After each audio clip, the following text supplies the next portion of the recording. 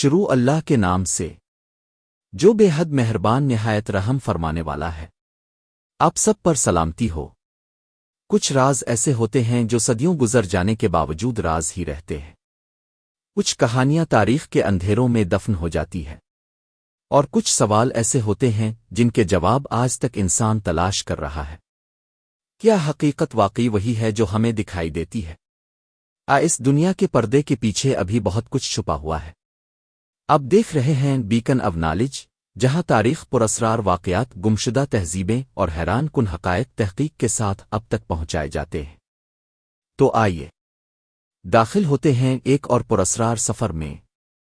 کیا اپنے کبھی رات کے اندھیرے میں یہ سوچا ہے کہ آخر انسان اس زمین پر آیا کیسے؟ کیا واقعی ہماری ابتدا جنگلوں میں رہنے والے بندروں سے ہوئی؟ کیا انسان لاکھوں سال تک جانوروں کی شکل میں بھٹکتا رہا، یا حقیقت اس سے کہیں زیادہ حیران کن ہے؟ آج دنیا میں انسان کی ابتدا کے بارے میں سب سے زیادہ مشہور نظریہ چارلس ڈارون کا نظر ارتقاء ہے، جس کے مطابق انسان آہستہ آہستہ بندر نما مخلوق سے ترقی کرتے ہوئے موجودہ شکل تک پہنچا۔ لیکن یہ نظریہ صرف ایک مفروضہ ہے، ایک اندازہ جس پر آج بھی دنیا بھر میں بحث جاری ہے۔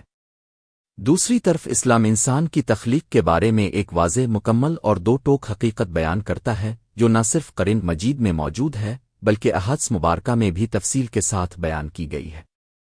اسلام کے مطابق پہلا انسان کوئی بندر نما مخلوق نہیں تھا، بلکہ اللہ تعالیٰ نے حضرت آدم علیہ السلام کو براہ راست پیدا فرمایا، پھر حضرت حوا علیہ السلام کو پیدا کیا، اور انہی دونوں سے پوری انسانیت کا آغاز ہوا۔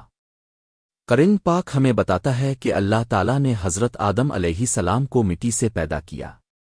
مختلف روایات میں ذکر ملتا ہے کہ زمین کے مختلف حصوں کی مٹی کو ملا کر آدم علیہ السلام کا جسم بنایا گیا۔ پھر اللہ تعالیٰ نے اپنی قدرت سے ان میں روح کی، اور یوں دنیا کے پہلے انسان نے آنکھ کھولی۔ یہ لمحہ کائنات کی تاریخ کا سب سے عظیم لمحہ تھا۔ فرشتوں نے پہلی بار ایک ایسی مخلوق کو دیکھا جسے عقل، شعور، جذبات اور اختیار دیا گیا تھا۔ اللہ تعالیٰ نے فرشتوں کو حکم دیا کہ آدم علیہ السلام کے سامنے سجدہ کریں۔ تمام فرشتوں نے اللہ کے حکم کے مطابق سجدہ کیا، لیکن ابلیس نے تکبر کیا۔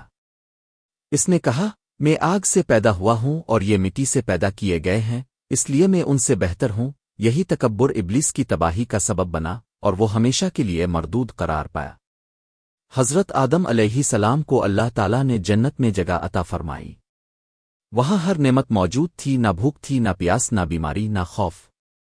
بعد میں اللہ تعالیٰ نے حضرت حوا علیہ السلام کو پیدا فرمایا تاکہ حضرت آدم علیہ السلام تنہائی محسوس نہ کریں۔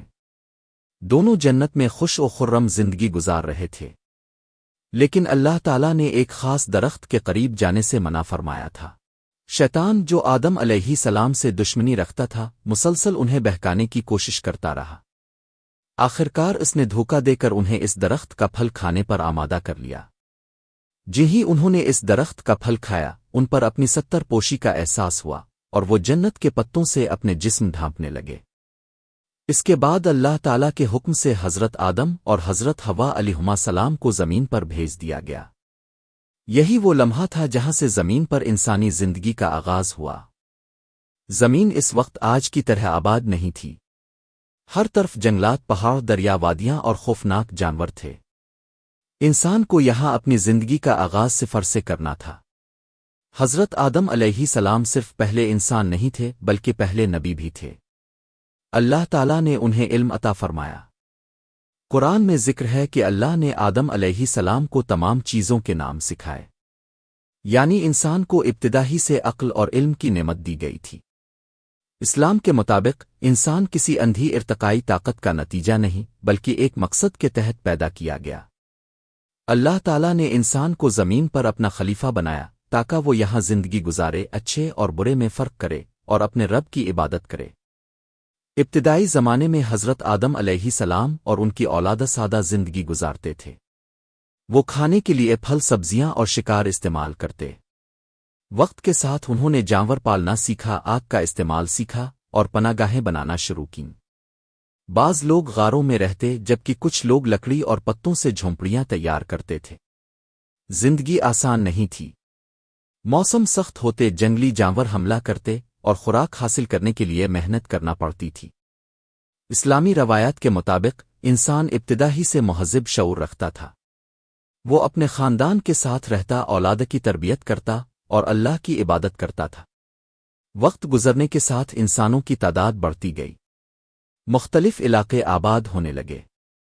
کچھ لوگ پہاڑوں میں رہنے لگے، کچھ دریاؤں کے کنارے اور کچھ جنگلات میں۔ پھر آہستہ آہستہ مختلف قومیں اور قبیلے وجود میں آئے۔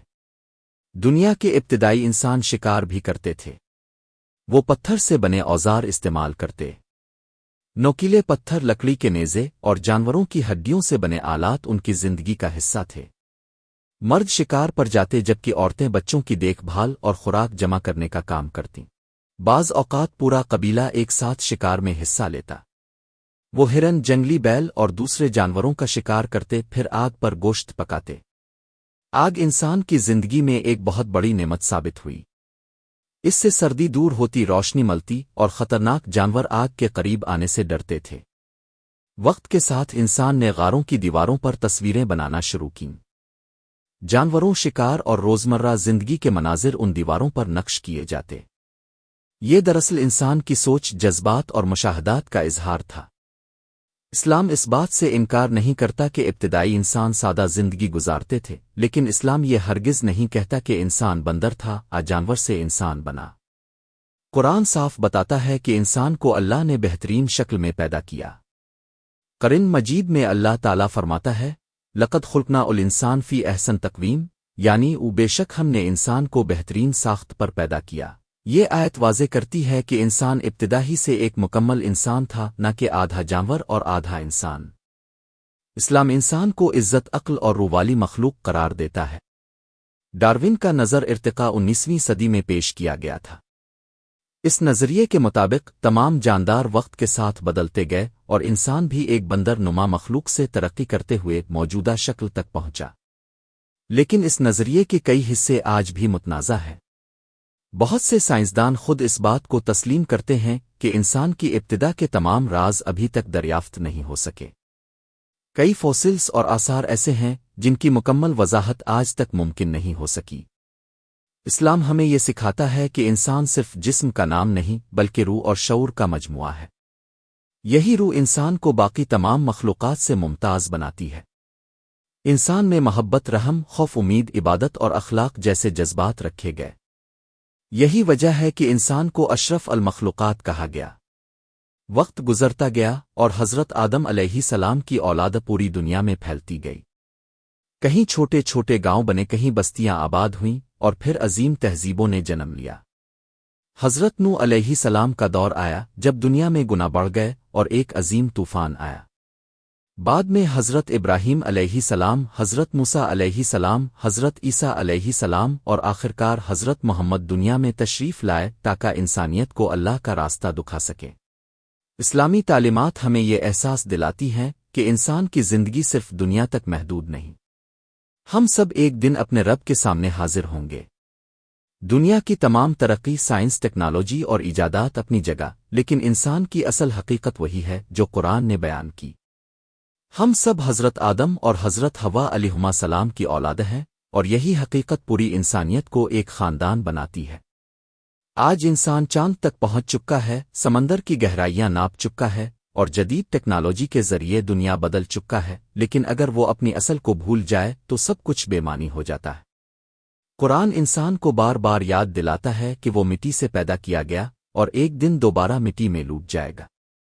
اصل کامیابی صرف دنیاوی ترقی نہیں بلکہ اپنے رب کی پہچان اور اس کی اطاعت ہے۔ سوچئے، اگر حضرت آدم علیہ السلام کو زمین پر نہ بھیجا جاتا، اگر انسان کو عقل اور علم نہ دیا جاتا تو آج کی دنیا کیسی ہوتی؟ نہ شہر ہوتے، نہ تہذیبیں، نہ زبانیں، نہ علم، نہ تاریخ۔ انسان کی پوری داستان حضرت آدم علیہ السلام سے شروع ہوتی ہے، اور یہی حقیقت اسلام ہمیں سکھاتا ہے۔ گرامی قدر ناظرین، ہر کہانی اپنے پیچھے کئی سوال چھوڑ جاتی ہے، اور ہر راز ایک نئے راز کی طرف دروازہ کھول دیتا ہے۔ آج کے لیے اتنا ہی۔ اگر یہ سفر آپ کو پسند آیا ہو تو بیکن آف نالج کا ساتھ ضرور دیجیے۔ اب اپنے میزبان کو اجازت دیجیے۔ ایک نئے سفر، ایک نئی حقیقت اور ایک نئے راز کے ساتھ دوبارہ ملاقات ہوگی۔ اب تک کے لیے اللہ حافظ۔